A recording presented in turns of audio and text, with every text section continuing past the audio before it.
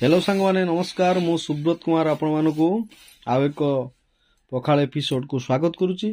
आशा करुच्ची आपण माने बहुत भलो थिबे। आपण माने पखाल खाइ सलेनी कि नाही कमेंट करंतु।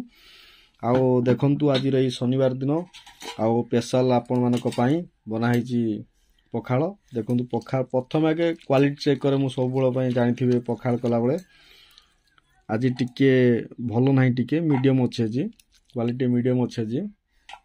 आउ देखंतु खट्टा मध्य अछि एपटरे आंबुल अछि आपण मानक पई प्रिय आंबुल एपट हला माछ घांट आउ ई हमर होछि नडा भजा एपट काकुडी अछि ई होछि आपण मानक काश्मीर चिली भला परे कटा है कि बरा रेडी करा हिची।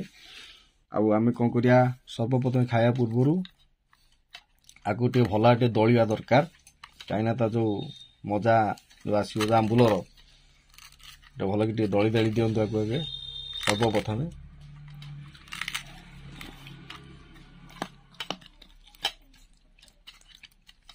दली आउ भल दलिए टे आ ये जो लंकाटा अच्छी लंकाटा लुण पाखे रखीदे क्या खाइला बेलू टे भल टे मझे मझे टे लंका टे राग नब टे पाटी टे भल लगे आ सौल पखाल ये जो मजा जो अच्छी आपण मानक देखंतु पाखापाखि आमर 7-8 प्रकार आइटम होइची।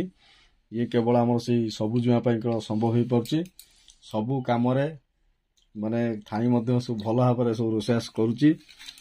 आउ आंबुल घांटिया ता सहित आमर नडा भजा काकुड़ी आउ काश्मीर लंका देसी लंका लुण सबू रेडी।